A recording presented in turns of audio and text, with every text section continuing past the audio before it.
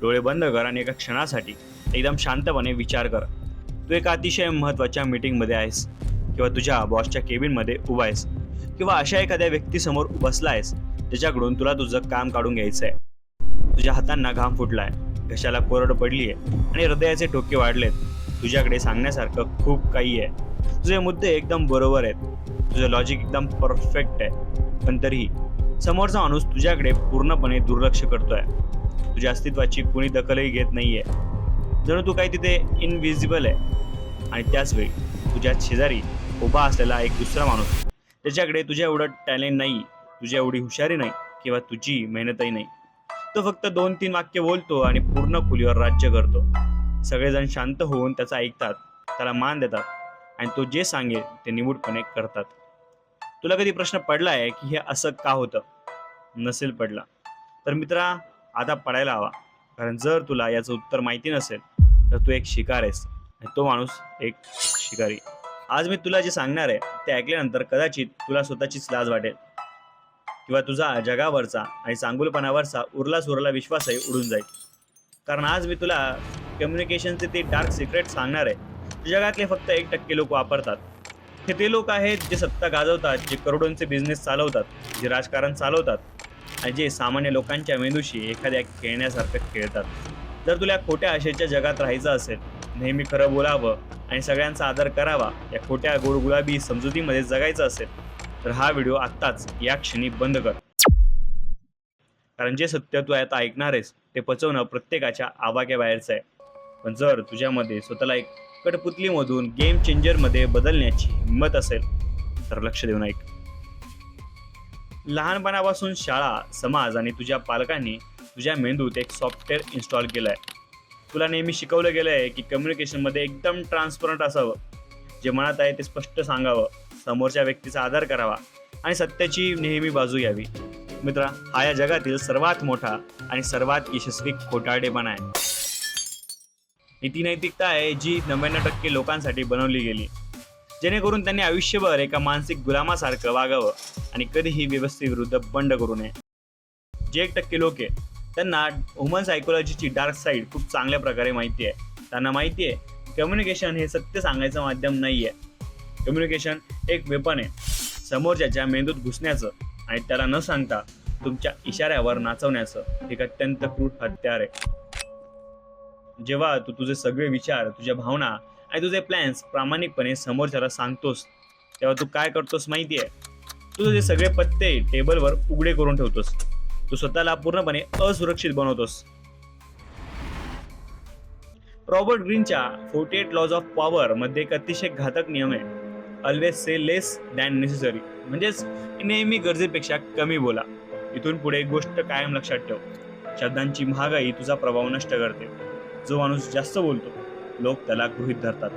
संवादात जो व्यक्ती सर्वात कमी माहिती देतो आणि समोरच्याकडून सर्वात जास्त माहिती काढून घेतो, गेमचा पूर्ण कंट्रोल त्याच्यात हातात असतो. इतिहासात जाऊन बघ, चार्ल्स मॅन्सन किंवा जिम जोन्स सारखे जे सर्वात भयानक कल्ट लीडर होऊन गेले, त्यांनी हजारो लोकांचे ब्रेन वॉश केले आणि त्यांना स्वतः इशाऱ्यावर मारायला भाग पाडले. त्यांच्याकडे कोणतीही जादू शक्ती नव्हती, त्यांच्याकडे फक्त आणि फक्त कम्युनिकेशनची ती डार्क कला होती. ते जेव्हा त्याच्या समोरच्या व्यक्तीशी बोलायचे तेव्हा ते सामान्य माणसासारखे आर्ग्युमेंट करत नव्हते, तर ते समोरच्या व्यक्तीच्या ॲमिगॅडला, म्हणजेच मेंदूचा तो भाग जो भावना आणि भीती नियंत्रित करतो, वर वार करायचे. ते लोकांच्या अनसिक्युरिटीचा शोध घ्यायचे आणि कम्युनिकेशनमधून त्यांना असा भ्रम निर्माण करून द्यायचे की या जगात फक्त तेच त्यांचे तारणार आहेत. ही ताकद शब्दांची आहे. आणि आता आपण येऊया थेट त्या डार्क टेक्निक्सवर, ज्याचा वापर करून तू कुणालाही तुझ्या मनासारखं वागायला भाग पाडू शकतोस. पहिला आणि सर्वात घातक तंत्र, वेपनाइज सायलेन्स. 99% लोकांना एका गोष्टीची प्रचंड भीती वाटते, ती म्हणजे शांतता. दोन लोकांमध्ये जेव्हा संवाद सुरू असतो आणि अचानक काही सेकंदासाठी शांतता पसरते, तेव्हा या 99% लोकांच्या मेंदूत पॅनिक बटन दाबलं जातं. हजारो वर्षांच्या उत्क्रांतीमध्ये माणसाच्या जंगलात राहणाऱ्या पूर्वजांना शिकवलं गेलंय की शांतता म्हणजे धोका, एखादा जंगली प्राणी आजूबाजूला असण्याची खूण. त्यामुळे आजही जेव्हा कम्युनिकेशनमध्ये पॉज येतो तेव्हा माणसाच्या शरीरात कोलेस्ट्रॉल म्हणजे स्ट्रेस हॉर्मोन रिलीज होतं. त्याला नर्वस वाटायला लागतं. आणि ती ऑकवर्ड शांतता भरून काढण्यासाठी ते काहीतरी बडबड करू लागतात। याच बडबडीत ते स्वतःचे गुपित, स्वतःच्या कमजोर बाजू आणि स्वतःचं नुकसान करून घेणाऱ्या गोष्टी बोलून जातात। 1% लोक या शांततेचा वापर एखाद्या धारदार तलवारीसारखं करतात। एक केस स्टडी नीट समजून घे। समजा तू एका नोकरीच्या इंटरव्ह्यू मध्ये आहेस किंवा तुझ्या बॉसकडे पगार वाढवण्यासाठी गेलायस। मला या कामासाठी वर्षाला 12 लाख रुपयाचं पॅकेज हवं आहे। तुझा बॉस असून म्हणतो, हे शक्य नाहीये, आम्ही जास्तीत जास्त 8 लाख देऊ शकतो, त्यापेक्षा जास्त आमचं बजेट नाही। आता इथे 99% सामान्य माणूस काय करेल? तो लगेच तडजोड करायला बघेल। तो लगेच ठीक आहे सर, 10 लाख तरी करा, किंवा तो आपली मजबुरी सांगेल, सर मला पैशांची खूप गरज आहे, मी खूप मेहनत घेईल। इथे त्यांनी स्वतःची किंमत शून्यावर आणून ठेवली आहे। पण एक डार्क सायकोलॉजी वापरणारा माणूस काय करेल? तो काही शब्द बोलणार नाही। तो फक्त त्या बॉसच्या डोळ्यात थेट आणि शांतपणे बघेल। चेहऱ्यावर राग नाही, भीती नाही, कसलंच एक्सप्रेशन नाही, फक्त dead eye contact. 2 second, 4 second, 6 second. ती भयानक शांतता पूर्ण केबिन मध्ये पसरेल। बॉसला वाटेल की तू त्यांच्या ऑफरचा विचार करतोयस किंवा तुला त्यांचा खोटेपणा समजलायस। ती शांतता बॉसचा अहंकार मोडून काढेल। त्यांचा मेंदू ट्रेसमध्ये जाईल आणि बघता बघता ती शांतता मोडण्यासाठी बॉस स्वतःहून स्पष्टीकरण द्यायला सुरुवात करेल। नाही म्हणजे तू जर पुढच्या महिन्यात जो नवीन प्रोजेक्ट हातात घेतलास तर आम्ही 11 लाख नक्कीच कन्सिडर करू शकतो। बघितलंस, तू एकही शब्द न बोलता, एकही आर्ग्युमेंट न करता समोरच्याला गुडघ्यावर आणलंस। शांतता हे सर्वात मोठं मानसिक हत्यार आहे। जेव्हा तुला कुणाकडून सत्य काढून घ्यायचं असेल किंवा त्याला अस्वस्थ करायचं असेल, तेव्हा फक्त त्याच्या डोळ्यात बघ आणि शांत राहा। लोक स्वतःहून तुझ्या पायाशी येतील। दुसरी टेक्निक आहे the illusion of choice. Niccolo मॅकियावेलीने त्याच्या द प्रिन्स या पुस्तकात जगाला एक काळं सत्य सांगितलं होतं। माणसाला गुलाम बनवण्याचा सर्वात सोपा मार्ग म्हणजे त्याला स्वातंत्र्याचा भ्रम देणं। जेव्हा माणसाला वाटतं की ते निर्णय स्वतः घेत आहेत, तेव्हा ते कधीच बंड करत नाही। तुला कधी कुणाकडून तुमचं एखादं अवघड काम करून घ्यायचं आहे किंवा कुणाला तरी नाही म्हणण्यापासून रोखायचं आहे, तर आयुष्यात कधी त्यांना डायरेक्ट ऑर्डर देऊ नकोस किंवा तू हे करशील का असा साधा प्रश्न विचारू नकोस। कारण जेव्हा तू लोकांना ऑर्डर देतोस किंवा डायरेक्ट प्रश्न विचारतोस, तेव्हा त्यांचा अहंकार दुखावला जातो आणि ते लगेच नाही म्हणण्याची कारणं शोधायला लागतात। डार्क कम्युनिकेटर समोरच्याला कधीच एकच पर्याय देत नाही, ते समोरच्याला कायम 2 पर्याय देतात। आणि मजेची गोष्ट म्हणजे ते दोन्ही पर्याय डार्क कम्युनिकेटरच्याच फायद्याचे असतात। एक सविस्तर सिनेरिओ बघ। समजा तुला तुझ्या एखाद्या कलीकडून प्रेझेंटेशनची फाईल तयार करून घ्यायची आहे आणि तुला माहिती आहे की तो माणूस खूप आळशी आहे। 99% माणूस जाऊन म्हणेल, तुम्हाला ही प्रेझेंटेशनची फाईल बनवून देशील का, मला खूप गरज आहे। इथे तो नक्की म्हणेल, अरे यार आज मला खूप काम आहे, मी उद्या देतो किंवा दुसऱ्याला सांग। पण 1% डार्क कम्युनिकेटर काय करेल? तो त्याच्या जवळ जाईल आणि अतिशय कॉन्फिडन्सपणे म्हणेल, ही प्रेझेंटेशन फाईल तुम्हाला आज लंचच्या आधी देणार आहेस की संध्याकाळी 5 वाजेपर्यंत? तू काय केलं समजलं? तू फाईल मिळेल की नाही हा प्रश्नच अस्तित्वातून नष्ट केलास। तू त्याच्या मेंदूला फक्त 2च पर्याय दिले, दुपार किंवा संध्याकाळ।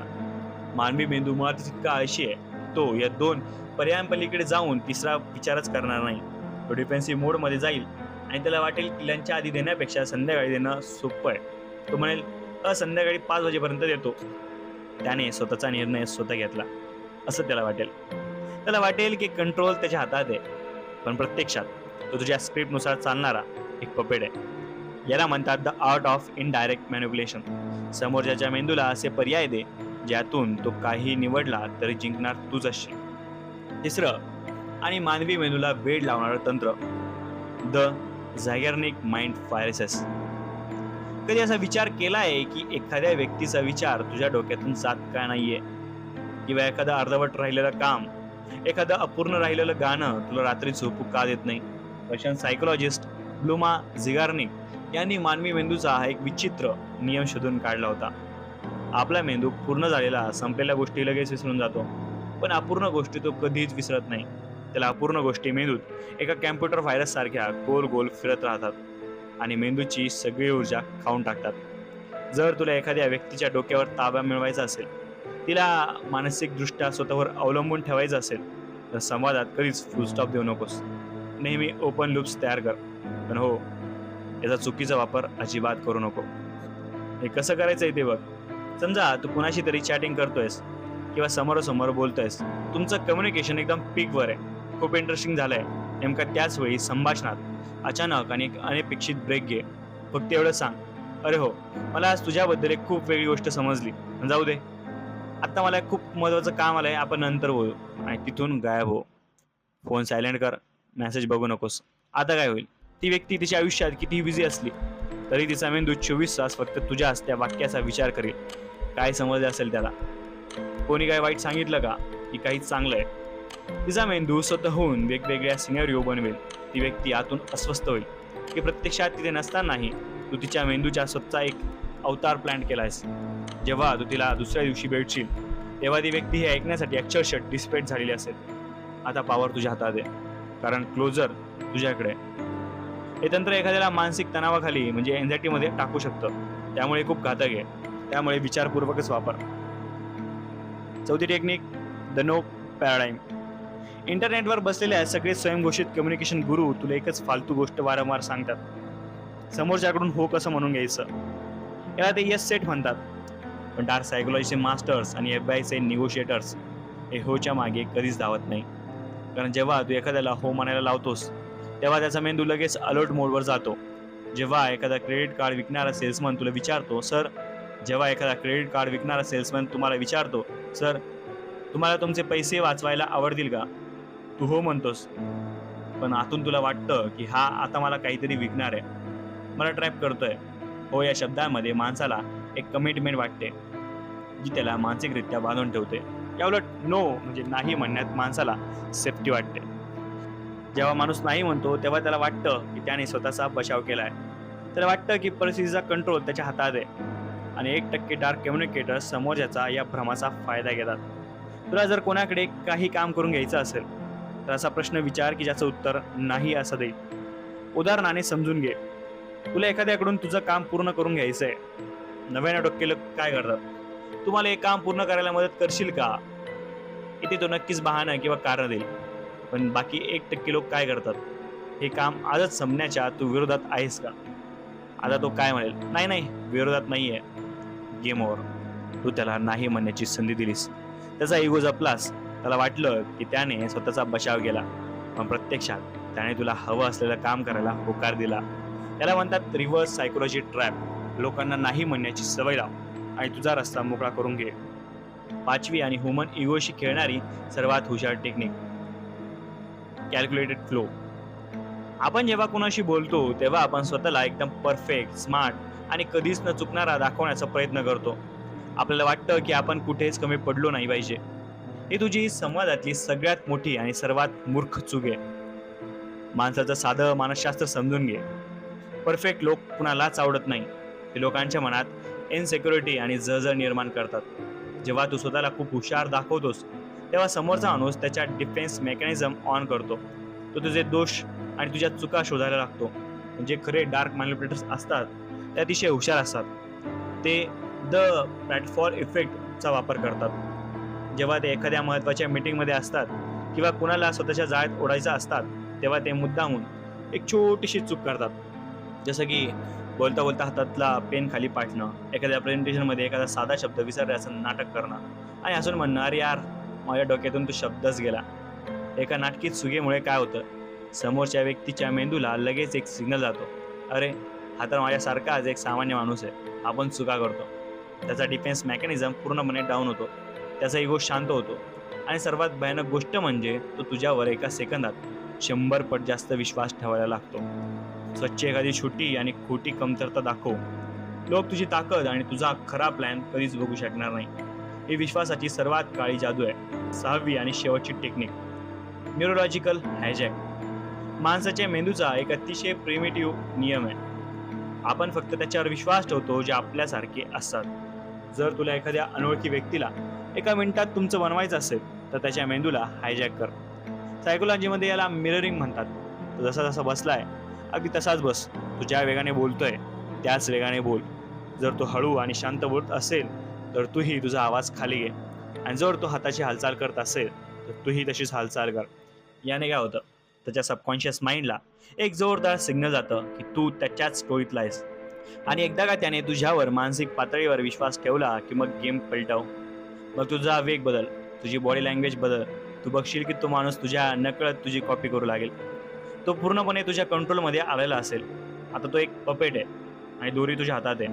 हे सगळे नियम ऐकताना कदाचित तुला आतून भीती वाटली असेल. तुला वाटली असेल की खूप मॉनिप्युलेटिव्ह आहे, माणसाने माणसाशी असं वागणं चुकीचं आहे. हो मित्रा, हे चुकीचंच आहे. पण हे जग असंच चालतं.